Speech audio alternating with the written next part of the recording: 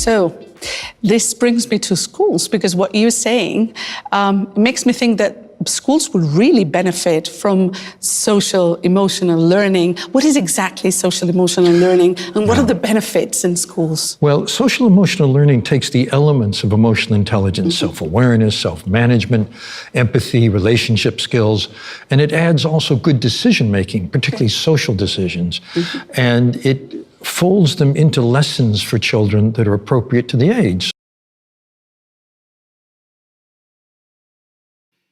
These are some comments from students right now. I've been struggling with depression.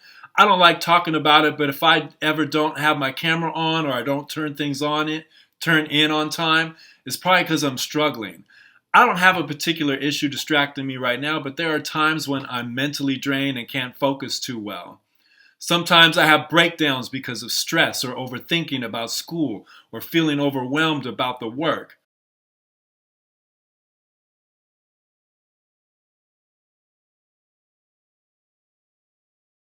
I feel like there should be lessons for mental health. I'm concerned about friends I haven't seen in a while. I think depression is another extreme topic that needs to be talked about. It's just hard when we have a big load of homework I don't usually finish till 8 to 11. I'm very stressed about my grades and all the makeup work I have to turn in on top of the daily work I am getting. I have just been really busy and stressed out to the max.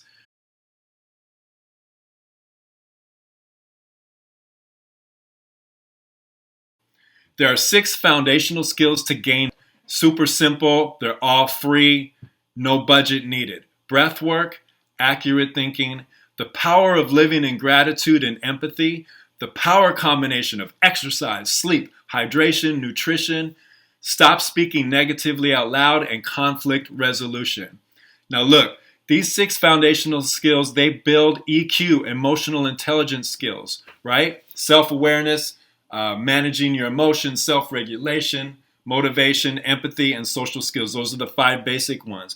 And the research shows that emotional intelligence skills are more important than academic skills. Now, let's be clear, academic skills are definitely important, right? But emotional intelligence skills are more important in being successful and in being happy than academic skills. And that's from the Partnership for 21st Century Learning, Harvard University, the Carnegie Foundation, the Stanford Research Center, Dr. Yuval Noah Harari, and Dr. Kai-Fu Lee. The best investment, I would say, is in emotional intelligence and in mental balance and these kinds of skills of how to keep changing throughout your life, how to keep learning throughout your life. We don't have a college degree in mental flexibility, but these are the most important tools. So whatever you choose, you can go to law school, you can go to ballet school, but you should keep in mind that much of what I'm learning might be irrelevant in 20 or 30 years. So whatever else I'm doing, I should also invest in developing my emotional intelligence, my mental balance, my ability to keep changing and learning and reinventing throughout my life. Now, let's look at the first one, breath work. What does that do? That gives you self-regulation and managing emotions. Dr. Richard Brown is an associate professor of clinical psychiatry at Columbia University and an author who's done extensive research in breathing. Turns out how you breathe affects your brain and everything in your body. The stress response system for most people is way overactive, and the soothing, recharging, bonding system is way underactive. Because people are always stressed. They don't realize how stressed they are. They're breathing about 15 to 20 breaths per minute. Slowing down one's breathing activates the parasympathetic system, bringing healing throughout the body. It improves the mind and body. My guest today is Patrick McKeown, the world-renowned breathing expert, author, and lecturer. We know studied, statistics looking at children. 25 to 50% of studied children persistently mouth breathe. And if a child is mouth breathing, their sleep is impacted. And if their sleep is impacted, they have 40% chance of developing ADD, ADHD, and or a learning disability. So you think it's all sleep related? Sleep and breathing go together. What If your happened- breathing is off, your sleep is off. Another foundational skill, accurate thinking, that helps you with self-awareness. We all have so much potential, there's so much possibility for every single person, but it's always, we hear this thing about fears holding us back. And so you really broke down and dissected these. So the first one is fear of failure. Because you wonder, am I good enough? Am I worthy enough? Can I do this? And that takes you out of that space of love, of knowing like you can do the best you can. You can do a good job based on the tools that you've been given, right? Yeah. But we're always judging ourselves compared to someone else. And that's kind of where, social media and a lot of people are experiencing so much anxiety with social media, because now we're in constant state of comparison. But once you say, you know what, I'm just gonna do the best that I can. I'm gonna give this like 100% and let the chips fall where they may. And that attitude can get you through anything. And I like to remind people, you don't fail until you stop trying. The third one, foundational skill, is living in gratitude and empathy, and that helps with the EQ skills of motivation and empathy. Living in gratitude creates a focus on what is possible and what is good. Our brain focuses on the negative. We need to learn the skills of gratitude and empathy because it helps you figure out what you can do as opposed to what you can't do, which is where we spend a lot of our time. Empathy is a key to successful relationships because it helps understand the experiences and perspectives of others. And that's from the Greater Good Science Center in UC Berkeley.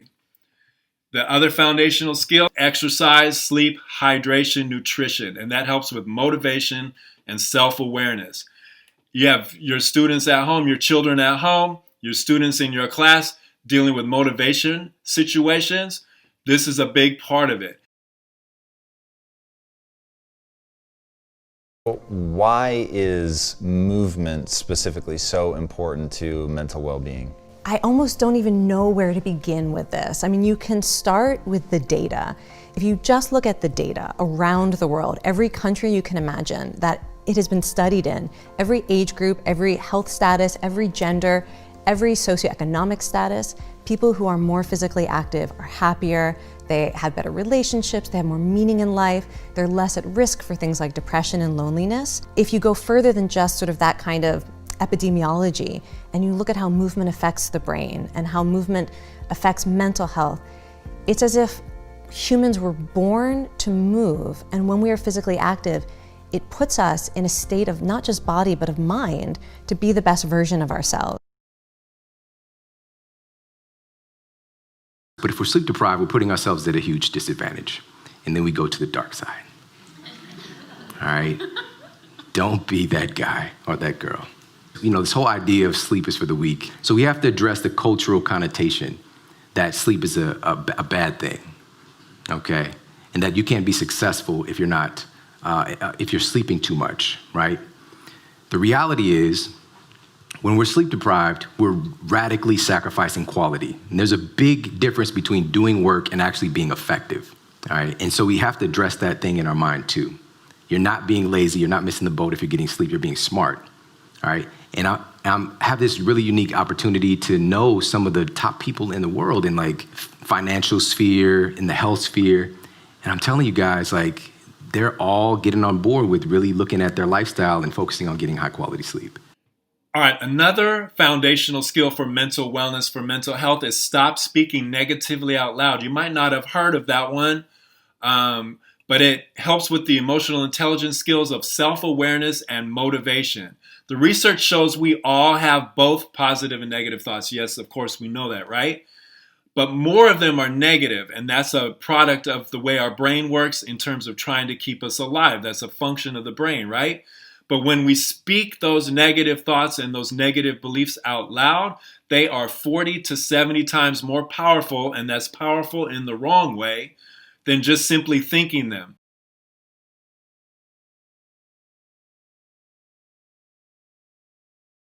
That skill of accurate thinking that we talked about earlier, that helps us learn how to deal with those negative thoughts in the first place so that we don't even think about saying them out loud, right?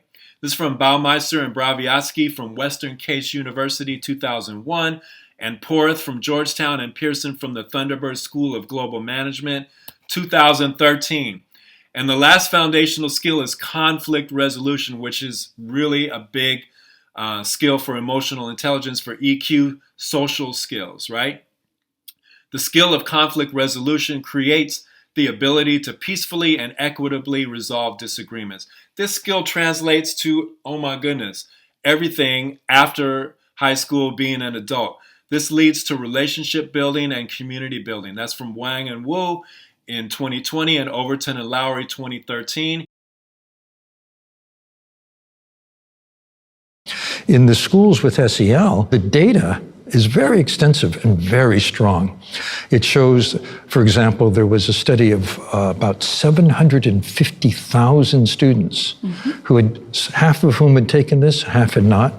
And it showed that for the kids who had SEL, as we call it, social emotional learning, they were better able to manage their emotions. They had fewer fights and arguments. They were more behaved in class. They paid better attention. They had fewer problems. And so those we call antisocial indicators, they all went down. The pro-social, the positive indicators went up. I love school. I feel someone at school really cares about me. I don't feel like missing class. I want to go to every class. Those went up 10%. The negative ones went down 10%. They went down more in schools where it was needed the most, where they had the most problems. And this is interesting. The academic achievement scores went up 11%. So it helps children learn better.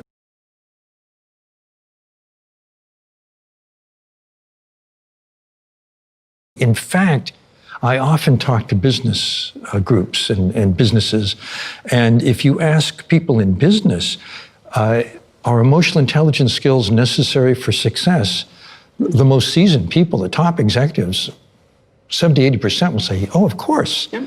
If you ask educators, they may not know that. Because they're taught that, you know, your math and your language skills, which of course are important, is what's going to help you in life. The truth is, though, the data from the business world and the working world is that those are entry-level skills. Everybody has them. You need to have good math skills, of course. But what is going to make you a good team member?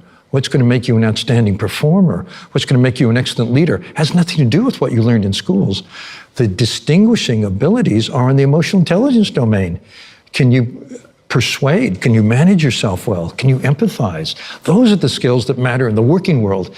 So I feel that the school curriculum should reflect that, but teach these skills of future leadership, of future, you know, being an effective worker, a good community citizen, a good husband, good wife, good parent. Teach those in school.